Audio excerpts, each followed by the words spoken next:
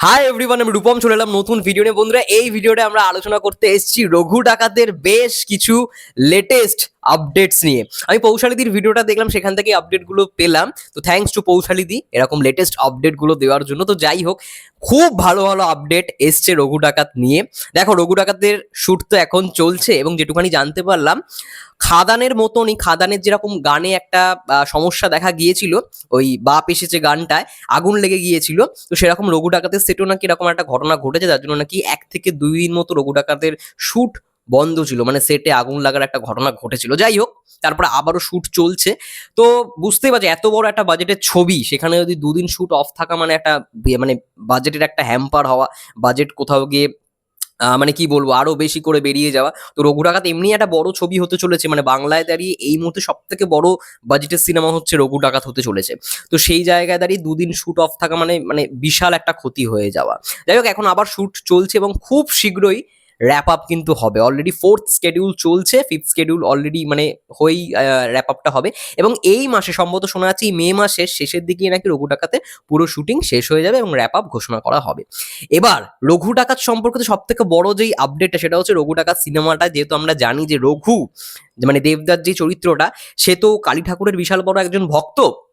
তো এই সিনেমাটার মধ্যে জয়কালী বলে একটা গান থাকতে চলেছে এবং যেই গানটা পুরোপুরি একটা সাউথ ইন্ডিয়ান গানের একটা ভাইবস দিতে চলেছে, এবং সাউথ ইন্ডিয়ান থেকেই কোনো একজন ডান্স কোরিওগ্রাফারকে এই গানটার জন্য কোরিওগ্রাফি করা মানে করতে বলা হয়, এবং সেই গানটার কোরিওগ্রাফি অলরেডি হয়েও গেছে, গানটার শুটিং অলরেডি হয়েও গেছে।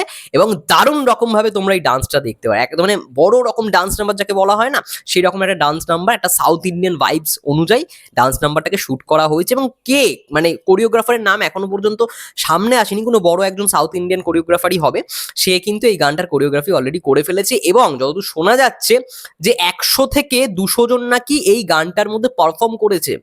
100 থেকে 200 জন, ভাই, একটা বিগেস্ট দারুণ একটা বিষয়। যদিও বা এর আগে মির্জা ছবিতে সব থেকে বড় ডান্স নাম্বার যাকে বলা হয়, মির্জা ছবি, এলো মির্জা, সেখানে 1000 জনের কাছাকাছি নাকি মানে ডান্স কোরিওগ্রাফার বা ডান্স ছেলেদের যারা যারা নাচ করে সেই ডান্সারদের নিয়ে শুট করা হয়েছে, সব থেকে বড় তার জন্য বলা হয় ওইটা। কিন্তু এইখানে 100 থেকে 200, যাই হোক, সেই আপডেটটাই উঠে এসেছে, কিন্তু একটা বড় রকমভাবে গ্র্যান্ডার নিয়ে কিন্তু শুট করা হয়েছে। এবং রঘু ডাকাতের শুট অলরেডি খাদানের যেই সমস্ত জায়গায় শুট হয়েছে, আমি যদি বাঁকুড়ার কথা বলি, আমি যদি মালদার কথা বলি, মালদায় আই থিঙ্ক শুট হয়নি খাদানের, এটা মনে হয় ভুল কোনো ইনফরমেশন এসেছিল, মালদায় শুট হয়নি।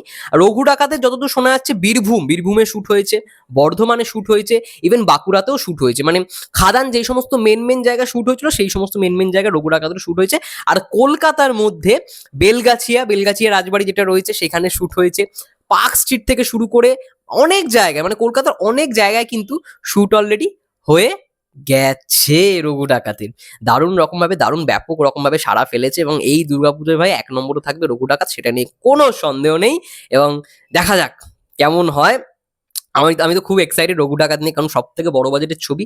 এবং আরো একটা বিষয়, খাদানে ক্রিয়েটিভ ডিরেক্টর হিসেবে দেবদা কাজ করেছিল, রঘু ডাকাতেও ক্রিয়েটিভ ডিরেক্টর হিসেবে অর্থাৎ সৃজনশীল পরিচালক হিসেবে কিন্তু দেবদাও থাকছে। মানে দেবদা এইখানেও রঘু ডাকাতেও ক্রিয়েটিভ ডিরেক্টর হিসেবে কাজ করেছে। দারুণ বিষয়, দারুণ বিষয়। দেখো, আমরা সবাই জানি দেবদা যখন ইন্ডাস্ট্রি একেবারে প্রথমের দিকে, ইন্ডাস্ট্রিতে সবে মাত্র স্ট্রাগল করছে, তখন কিন্তু দেবদা যখন অভিনেতাও হয়নি, তার আগে পর্যন্ত দেবদা কিন্তু অনেককে, বোম্বের ডিরেক্টর থেকে শুরু করে অনেককে অ্যাসিস্ট করে এসছে, অ্যাসিস্ট্যান্ট ডিরেক্টর হিসেবে কিন্তু দেবদা কাজ করে এসেছে। তো ডিরেকশন ব্যাপারটা কিন্তু দারুণ রকমভাবে সে বোঝে, এই ডিরেক্টোরিয়াল ব্যাপারের দিকগুলো সে ভালো রকমভাবে বোঝে বলে কিন্তু এই ক্রিয়েটিভ পার্টটায় সে রয়েছে।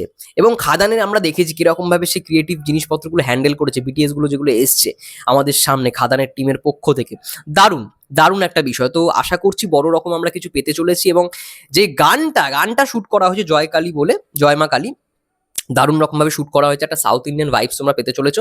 এবং আই থিঙ্ক সাউথে রেকিও করতে যাওয়া হয়েছিল, ধর্মতলায় শুট হয়েছে কিছুটা পোর্শন, সাউথে রেকিও করতে যাওয়া হয়েছিল। সাউথ ইন্ডিয়ায় আমরা শুনেছিলাম যে একটা শুট হওয়ার কথা রয়েছে, সেটা জানি না কবে হবে, আই থিঙ্ক ওটা হয়েও গেছে বা হতেও পারে, আমি ওই আপডেটটা পাইনি। কিন্তু সাউথ ইন্ডিয়ান কোনো ডান্সারকে, কোরিওগ্রাফারকে আনা হয়েছে, এবং 100 থেকে 200 জন ডান্সার কিন্তু এই গানটায় পারফর্ম করেছে। যাই হোক, এটাই ছিল মোটমাট রঘু ডাকাত সম্পর্কিত বিগেস্ট আপডেট। এখনো পর্যন্ত অনির্বাণ ভট্টাচার্যের কোনো আপডেট পাওয়া যায়নি। অনির্বাণ ভট্টাচার্যের লুকটা দেখতে হবে কেমন, জমিদার ভাই, জমিদারের লুকটা অনির্বাণ ভট্টাচার্য প্লে করছে, দেখা যাক কেমন হয়। যাই হোক, এটাই ছিল মোটমাট ভিডিও, এটাই ছিল মোটমাট আপডেট। তোমাদের কি মন্তব্য রঘু ডাকাত নিয়ে অবশ্যই কমেন্ট করে জানাও। ততক্ষণের জন্য সবাই ভালো থেকো, সুস্থ থেকো, টেক কেয়ার। অবশ্যই আমাদের চ্যানেল নতুন হলে আরো আপডেট পাওয়ার জন্য চ্যানেলটাকে সাবস্ক্রাইব করে রেখো এবং ভিডিওটা ভালো লাগলে লাইক করো, কমেন্ট করো। সেই ভালো থেকো, সুস্থ থেকো, টেক কেয়ার। দেখা হবে নেক্সট ভিডিওতে।